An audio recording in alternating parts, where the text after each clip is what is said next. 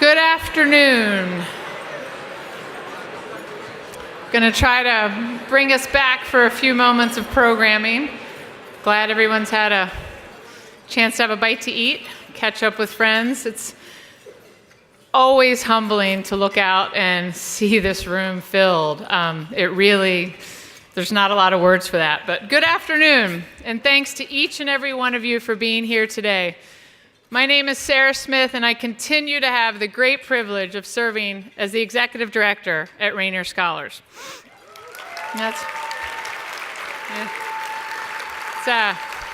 Appreciate that. I usually plant my friends over here to get it started. So, it's really hard to believe that this is our 13th annual luncheon, and we are 1 year away from celebrating our 20th anniversary as an organization. All right. I just don't feel old enough for that to be true, but when I look more closely, I do see some gray hairs that maybe mean it happened.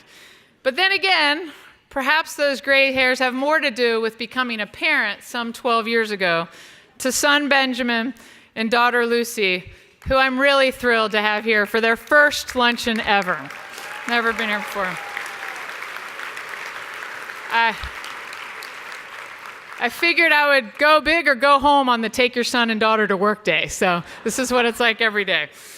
I'm also thrilled to have my dad in the house today. On a day where we're going to be talking about the importance of role models and mentors and the shoulders of those we stand on in our own journeys, not sure there's a more appropriate guest to have in the room.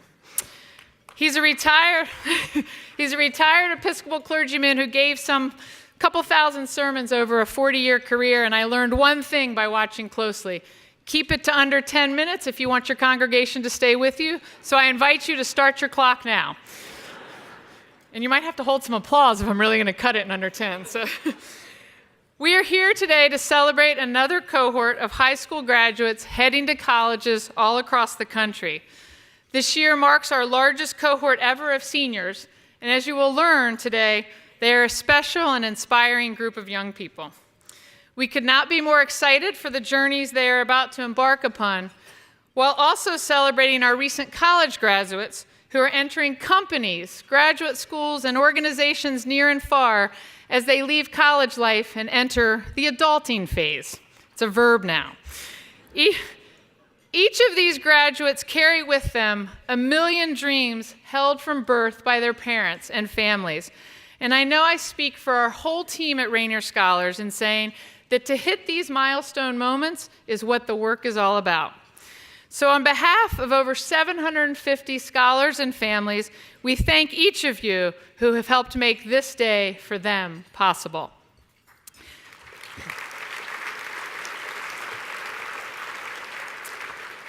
Like many of you in the room, I've enjoyed reading Michelle Obama's memoir in recent months, Becoming.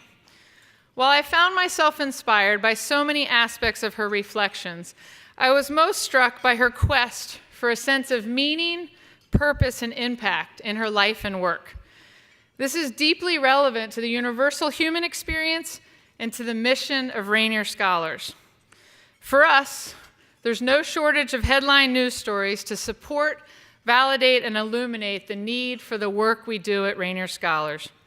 Pick your day in your paper or your online news site if you're not a dinosaur like me, and there will be a narrative, a data set, or a case study which lays bare the continuing challenges we face as a society in creating equitable access to high-quality college prep education for all our nation's children. Access to opportunity matters. We know that it can launch lives of economic stability, leadership, and influence in consequential decision-making arenas. And it can be a conduit through which generational poverty can be broken and new pathways can be forged for a young person as they become. In a 2014 National Bureau of Economics research study, we learned that while for middle and upper class students, access to highly selective colleges and universities has actually a generally negligible effect on the eventual outcome of their lives, For low-income Black and Latino students whose parents have limited educational experience, the impact is profound, and it provides the greatest opportunity to move from the bottom 20% of the economic ladder in this country to the top 20% in one generation. In other words, access matters most to those least likely to have it. Last month, it was revealed that in an incoming class of 895 freshmen at Stuyvesant High School, arguably the top magnet public school in the country, a school that prepares a wide cross-section of New York City students for top colleges across the country, 7 are African American and 29 are Latino. Those are not percentile numbers. Those are raw numbers in one of the nation's most diverse cities. Locally, our own district's enrollment numbers and equivalent highly capable pathways, while perhaps slightly better than Stuyvesant's, also tell a similar tale of unequal access in which African American and Latino students are woefully underrepresented in our city's top college prep pathways. These secondary school numbers are a strong predictor of what's to follow, as college graduation rates have also remained stubbornly low for students of color, in certain subgroups as low as 10%. I'm going to take one quick sip of water. It's my thing in the middle of the street. I think about the words of Robert F. Kennedy, who said, "Some men look at things as they are and wonder why, and I dream of things that never were and ask why not." What might it look like if numbers like the ones above were not accepted simply as the way things are, as immutable characteristics of our modern-day educational system, but rather, if we envisioned a scenario in which a young person, regardless of birthright circumstances or barriers lining their pathway, was able to access high-quality educational opportunities that enabled the full development of their potential and created a cascading effect through generations to come. I imagine it would look a lot like the trajectory Mrs. Obama traveled in becoming, starting with loving and devoted parents who had dreams and expectations of excellence for their children, but none of the access to ensure that it could happen.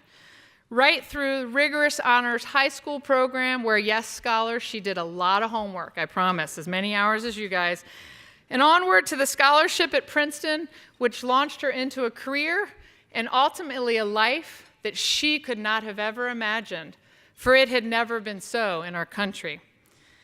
She speaks in her memoir with gratitude for the many mentors who opened doors through internships, schooling advances, and other opportunities which shaped her and led her to become the first African American First Lady of the United States, and now has her at the top of the most admired women of the world list. I'm not sure who she knocked off for that, but, kudos to them.